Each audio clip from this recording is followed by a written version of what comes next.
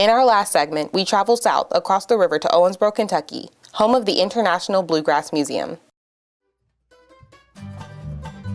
The International Bluegrass Music Museum, located at 117 Davies Street in Owensboro, Kentucky, has been offering bluegrass music to the community since the 1980s. Some of the great things the museum offers is banjo, mandolin, fiddle, and guitar lessons, a mandolin camp in June, and history about how bluegrass came about. Their yearly Romp Festival is well known for bluegrass music, fun games, and good food. Also, Governor Beshear announced that a new International Bluegrass Music Museum will be built by 2017, and it will hold a lot more artifacts for Owensboro. Recently, Link reporter Adrian New sat down with promotions director and tour guide at the International Bluegrass Music Museum, Chris Langdon, to talk about all the museum has to offer. Thank you for meeting with me today, Chris. Yeah, no problem. So can you tell me a little bit about the International Bluegrass Museum? The International Bluegrass Music Museum was born out of the International Bluegrass Music Association, which was founded in Owensboro, Kentucky in the late 1980s. The association was established as a trade organization to help promote bluegrass music. Through the idea of the association, they wanted to establish a Hall of Fame, which you see behind us here. They wanted to establish a place where they could house artifacts in the history of bluegrass music. So slowly but surely that started to come together. In 1991, they inducted the first members of the Hall of Fame, Bill Monroe, Lester Flatt, and Earl Scruggs. The Hall of Fame has grown from there, and so has the museum, and we're now located. We have 2 floors of exhibits and lots of stuff to come check out. Whose idea was it to start the Bluegrass Museum here in Owensboro? Well, it was actually a joint effort between quite a few different people, artists and fans alike. The main founder of our museum is a local businessman by the name of Terry Woodward. He got the right people together. They went down to Nashville. They talked to a few other people. The reason that it found its home in Owensboro, one is the proximity to Rosine, Kentucky, which is the birthplace of Bill Monroe, the place that a lot of people consider the birthplace of bluegrass music. So we were the largest city close to Rosine, kind of had the infrastructure to be able to bring people here. But it was also just right people, right place, right time. Took a little while to get the ball rolling, but you know, when you have a project and people want to see it through, they were able to do that. The museum started very humbly. It was small. It was open by appointment only. It was only open during special events. In 2001, it had grown to enough of a size to where we were now on 2 different floors of the building that we're here now. It's open year-round. And we are now expanding to our new International Bluegrass Music Center, which will have the groundbreaking later on this spring, possibly early summer, and we'll be constructing a brand new building in downtown Owensboro. So you mentioned Spanish music. Can you tell me how the bluegrass evolved? Well, bluegrass was born out of the traditions of Appalachian roots music. Bill Monroe didn't necessarily wake up one day and decide that he was going to create his own genre of music. He knew that he wanted to take the music that he was currently playing with his family and his friends and take it in a different direction. He started his band, the Bluegrass Boys, which he named after his home state of Kentucky, and they were really just kind of a band. This was before a lot of music was being recorded. It was before music was really being separated into genres. But as his band grew, he had the addition of people like Lester Flatt and Earl Scruggs, who were fantastic at the guitar and the banjo respectively.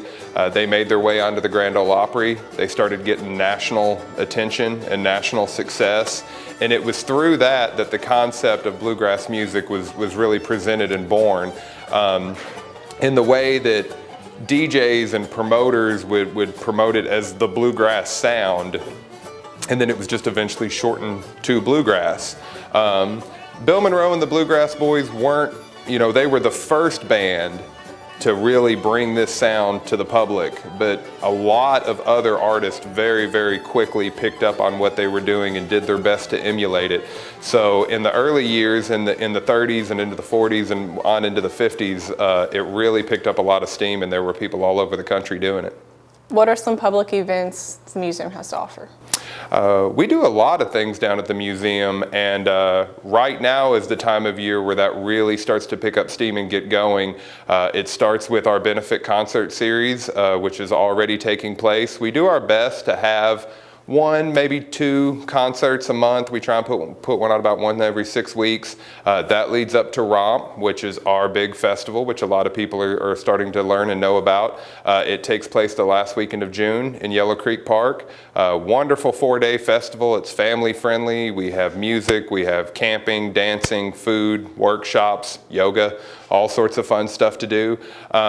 In addition, we offer lessons down here at the museums for people of all ages. We have specific camps where we bring in the top names in bluegrass music so students can learn firsthand. That's more of an adult program that we do. And then, guided tours. We're here all year long. You can always come down and check out what we have going on. So we really like to feel like we always have something going on. What type of items can the public view here at the museum? Well, we have everything from the music itself. We have a very large archive of albums and CDs and things that people can check out. A lot of things that you would typically see in a museum. We have a lot of stage outfits, a lot of attire. We currently have a poster exhibit that kind of goes through the history of the genre through advertisement and through posters. Some of my personal favorite artifacts and some of the things that we're most proud of, we have one of Pete Seeger's banjos on display that a lot of people are really excited to come see. We actually have Uncle Pen's fiddle on display. Uncle Pen, Pendleton Vandiver, was Bill Monroe's uncle. He was one of Bill Monroe's very early inspirations. Bill Monroe wrote the very famous song Uncle Pen about him. And he talks about the fiddle in the song, and we have that here on display. It's a really, really awesome piece of history that I love the fact that we have it. So who are some of the artists that come here to play or visit? The wonderful thing is you never know who's going to walk through the door. Just in the past year, just recently, we've had Dom Flemons, who is a founding member of the Carolina Chocolate Drops, come through and perform for us. Jesse McReynolds, who is one of our Hall of Fame artists that is still works with our board of directors, and he was here with us last fall. It's always wonderful when he comes through. We do benefit concerts with some of the younger up-and-coming artists. We like to give people a stepping stone to making their way into the recording industry of bluegrass music. But along with that, like I said, you never really know who's going to walk through the door.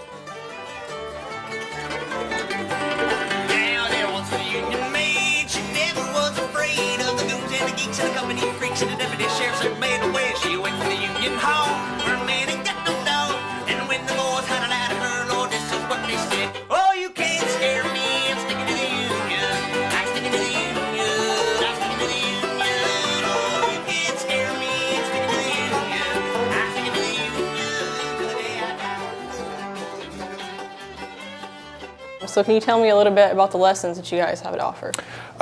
We offer a Saturday lesson program. We have 2 different semesters. There's one in the spring and one in the fall. Students from ages 6 and up can come participate. We have a lot of young kids that come and participate, but a lot of adults too, a lot of family members. Parents will come and do it with their kids, grandparents will come. The spring semester, which is already underway, takes place from February until June, and those students who participate in the spring lessons go out to our festival Romp and they perform on stage as part of the Kentucky Bluegrass All-Stars. It's a lot of fun. So if people wanted to find out more about the Bluegrass Museum, how would they do that? Well, they can always come down and visit us. We're located on the corner of 2nd and Davis Street in downtown Owensboro, right by the Big Blue Bridge. We're open Tuesday through Saturday from 10 until 5 and on Sundays from 1 until 4. You can check out our website at bluegrassmuseum.org.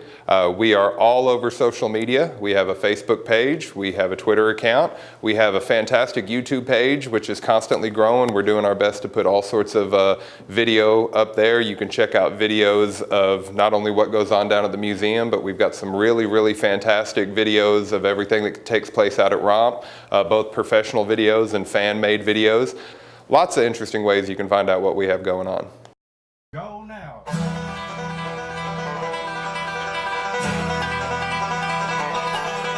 can feel the weather turning underneath my feet. I pull the shade down on my window seat.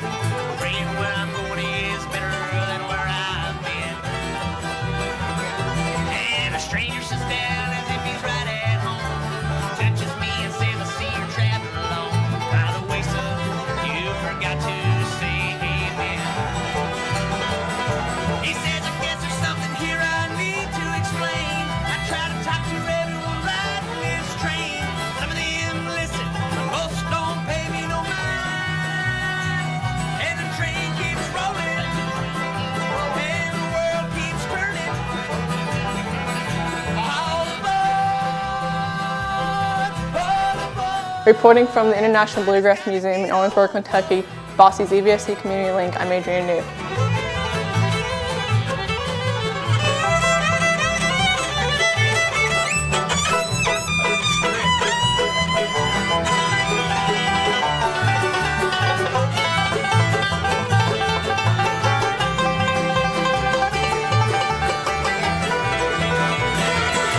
Pregnant woman with the frown sitting across the aisle. Briefcase open now, not even a mile.